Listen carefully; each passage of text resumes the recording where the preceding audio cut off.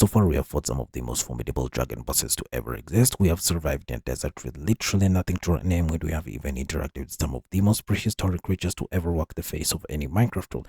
And today I've decided to sit back, relax, take a chill pill, and basically entertain my gluttonous habits by collecting every single food item in the game. But before we invoke our inner big chunk of spirit, we're gonna first of all get some wood, get some stone, and nearly die to hunger in basically a challenge that's supposed to involve getting food. After finding a village, what transpires is something that I tend to do in almost every single video because I'm not skillful enough to beat the Ender Dragon in anything less than diamond armor. Check my previous video, by the way, where I beat the Ender Dragon in iron armor for the very first time. So we're gonna rapid fire through this. I built a villager bunker and a string deeper, traded for diamond armor, and built a mob grinder for fireworks because it occurred to me that I'd need those to make rockets to fly, enchanted my armor. But before we go to the nether, something really weird happened. Not that weird thing. So I want you guys to carefully note where I've placed my nether portal as we enter the nether. I was watching Syndiction's video throughout this entire recording, and there was a certain video he made where basically he entered the nether in one spot and got out the other. And I was joking, saying to myself that, oh my god, it would be so funny if that happened. And holy shit, it happened. And look at how confused I was, because this was literally the first time ever that this had ever happened to me, and I even forgot that this was a possibility in Minecraft. Anyways, let's break that portal real quick.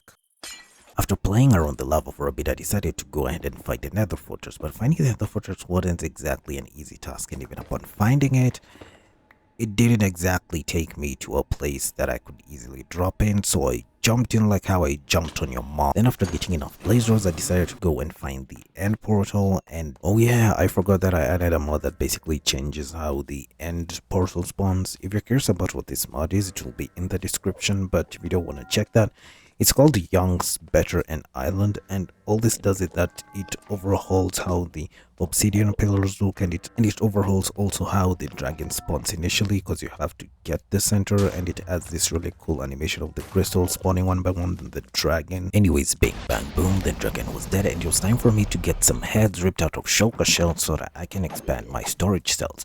After boarding an end ship, I appreciate the end dimension's beauty in the sky, as I could fly now, and getting all of the foods will now take less time than it would have if I was just running by.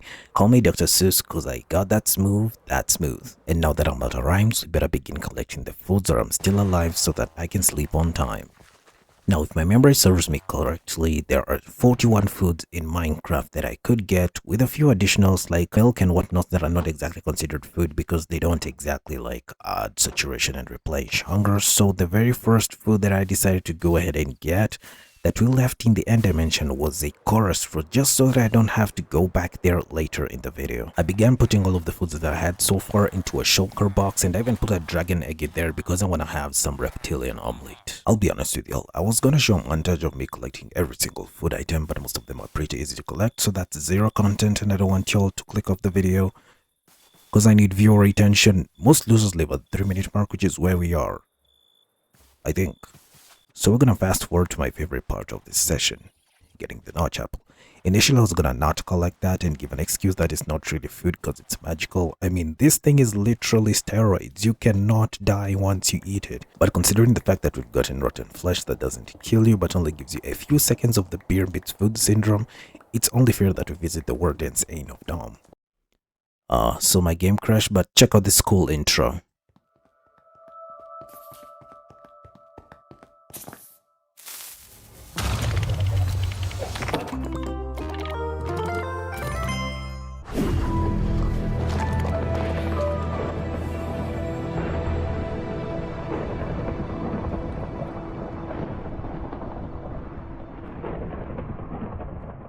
Bro, I know, right? That intro is literally so cool. I mean, of course it's cool. I'm the person who chose the mod. Where were we? Oh, yes. Ancient City.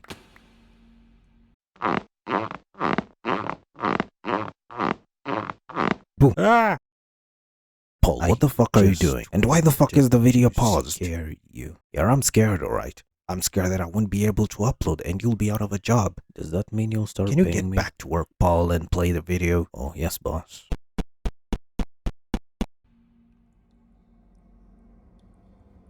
This is so eerie and scary. You're right, Finny. This is so eerie and scary. Before this, the last time I came to the deep dark or ancient city or whatever was over a year ago when I was making this video, so to be honest, I didn't really want to fight the warden because I was way out of practice. But for now, the best logical thing to do is to mark this place with this cobblestone just in case trouble ensues. I can just fly off to here. I'm so glad I got that elytra from before. Right now, we just need to loot the chest without alerting the sleeping man downstairs. No, not you, the other sleeping guy. Anyway, it's time to steal from the ancient city.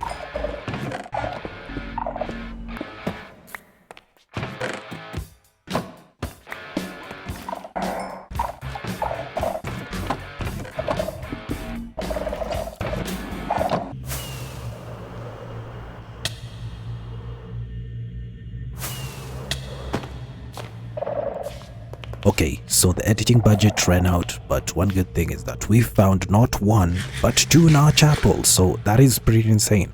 So let us go back to base so that we can keep on collecting the rest of the foodstuffs that are going to be relatively more easier than what we just did here.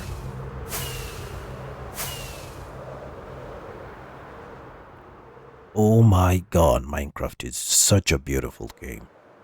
It is early morning. And it even looks better with distant horizons. So what I think I'm gonna do is, because the sun is rising, I'm gonna land right here and I'm gonna turn this into a transition.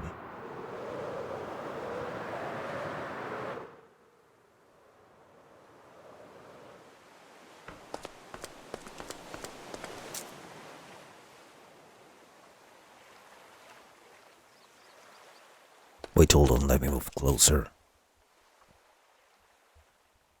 Like that, that's perfect.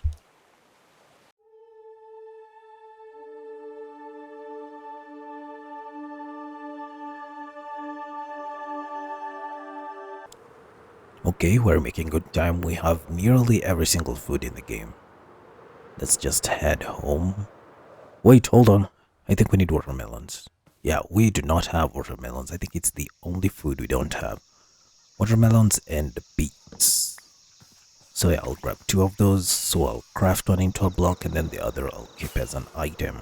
At this point in the video, I'd been recording for about 11 hours and I was focused on watching a documentary on YouTube that I didn't notice as I flew over my base. Luckily, I caught it before I went too far.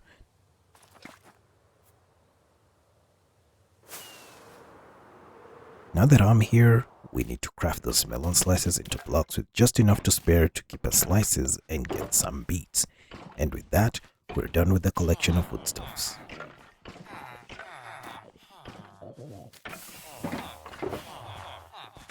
At this point in the video, I realized that I had an issue I hadn't thought about that made me spend a whole hour on YouTube and Modern only to discover that what I was seeking for wasn't there.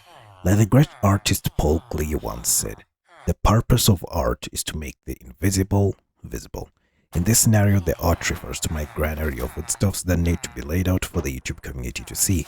Then I remembered an item that could help me aid my predicament, and it is very easily available in vanilla Minecraft. As I gather one of the raw materials for it, I'll let you guess what it is.